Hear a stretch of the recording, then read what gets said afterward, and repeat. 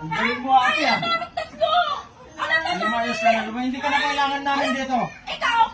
Sanay na kami. Ilang taon na kami nasanay na wala ka. Hindi ka namang alam dito. Pamilya ko sila. What's up guys? Para sa mga bago pa lang sa YouTube channel kong ito, huwag niyong kalimutang mag-subscribe din. Click the notification bell button para ma-update kayo sa mga bago kong videos.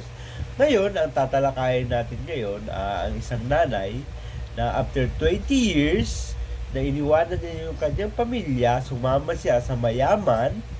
Then, after 20 years, babalik siya sa kanyang pamilya.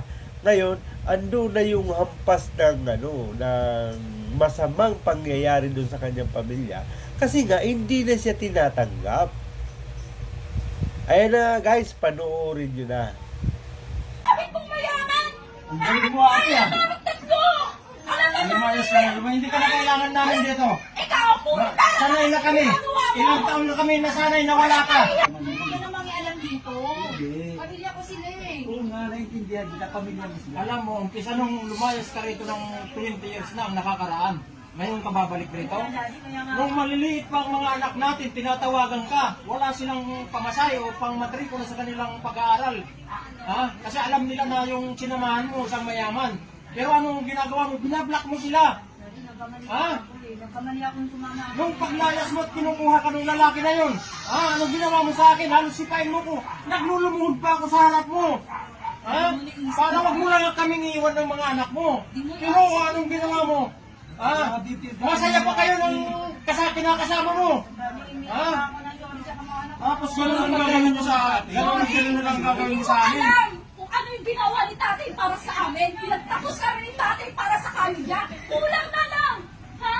Magbasura siya dyan para ipaibibit niya sa amin. Tapos gano'n, babalik-balik ka? Mag-sorry-sorry ka? Ano bang Yung kakarampot na kinikita ko. Bumalik ka na lang doon sa ano mo. Sa mayabang ng tabi. Alam mo, pero hindi lang Nagkamali ako ng decision na makinig ka bilang kapatid mo. Ako, alam mo bakit? Halos hindi na natutulog si Kuya para na mapalaki yung mga anak mo. Tapos ngayon babalik ka na lang ng ganun. Hindi naman yung pwede akong pagbigyan na isang conscience. Wala na magkasama tayo dati. Hindi ko man lang inisip kung panahon na yun. Hirap na hirap kami, alam mo yan. Wala akong kasama sa pagtaguyod ng mga anak natin. Ha? Pinilayan mo ko. Ha? Pag-aalis ko pupunta ako sa trabaho. Pag-aalis ko pupunta ako sa trabaho. Gusto ko mayroon ako madadat na isang ina na katulad mo. Pero anong ginawa mo? Imbes na tulungan mo ko, nilayasan mo yung mga anak mo. Pati ako. Ay, nay! Kailangan ka namin ng nanay. Kailangan namin ng nanay. Ikaw na saan? Nagpapakasarap ka doon sa kapit mong mayaman? Ha? Dahil mapayara siya? Si tatay wala? Di mo niisip yung kahirapan ng ginawa ni tatay para sa'yo. Tapos doon ka na sa kapit mong mayaman! Ang galing mo ate ah. Lumayas ka na, hindi ka na kailangan namin dito. Ikaw po! Sanay na kami. Ilang taon na kami nasanay na wala ka. Hirap lang si tatay. Ikaw na. Huwag mong biglayin yung mga anak mo. Alam mo bakit? Kahit Kahit ako na kapatid mo, nasasaktan ako sa ginagawa mo. Ha? Ha? Tumutulong ako kay Kuya! Tumutulong ako kay Kuya para mawala kayo yung mga anak mo! Ate! Pakikit ka! Ha? Ang tagal mo yung nag-isipan yan? Bakit bigat ang puso mo? Ha? Ngayon magduda ka! Tanggapin mo lahat yan! Ayan na nga guys, ayaw na nga siyang tanggapin ng kanyang mga anak. Ngayon, nilitan niya ng kanyang mga anak yung mga pangyayari nung nakaraan. Nilitan niya ng asawa niya dati na lumuhod pa siya sa harap ng babae para lang sana bumalik yung babae sa kanila para maasikaso yung mga bata.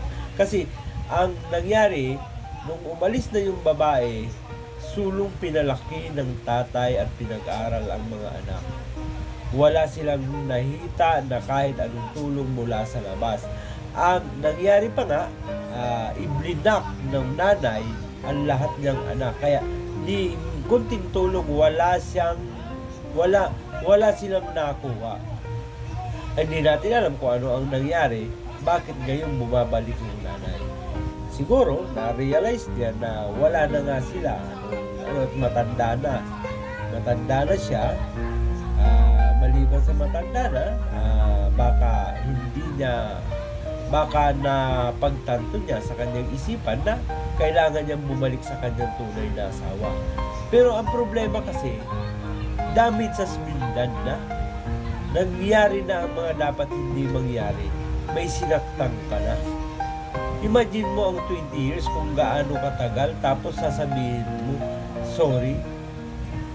Di ba? Parang hindi ko matanggap sa akin. Susurihan mo lang ako, tatanggapin na kita para bumalik ka sa pamilya. Parang hindi naman yata kaaya-aya. Ngayon, pati yung kapatid niya na tumutulong doon sa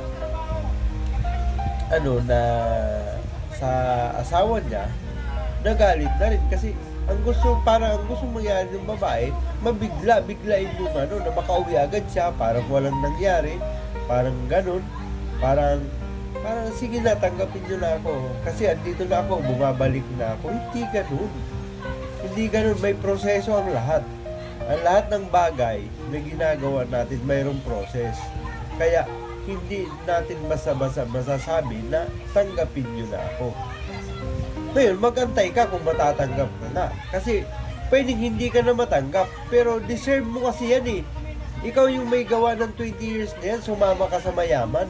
Diba? Samantalang mayaman ka, mahirap yung pamilya mo. Nasaan ka ngayon? Diba? Nasaan ang parang hindi ko maiisip ang logic mo eh. Diba? Wala kang logic, boy. Wala. Dapat, pinabayaan mo talaga. Tapos bandang huli, darating ang realization kung marirealize mo na dapat nasa pamilya ka. Pero hindi ka na nila tinanggap. At sa mga baser naman dyan, baka magagalit naman kayo sa pamilya. Hindi dapat magalit sa pamilya kasi deserve nyo naman yun eh. Hindi naman pwedeng mag-asawa ako tapos iiwanan ko lang, tapos after 2 years or 20 years or 30 years sasabihin ko, nak, sorry. Diba? Parang ang sama naman. Parang hindi ko naman maaatib na ganun lang ang sasabihin mo sa akin. Diba?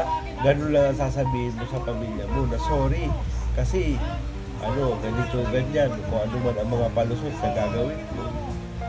Diba? Yan lang po mga kaibigan. Sa mga hindi pa po nakakapag-subscribe, gawin nyo po, mag-subscribe po kayo para ma-update po kayo sa mga bago naming videos. Maraming salamat po. Bye-bye!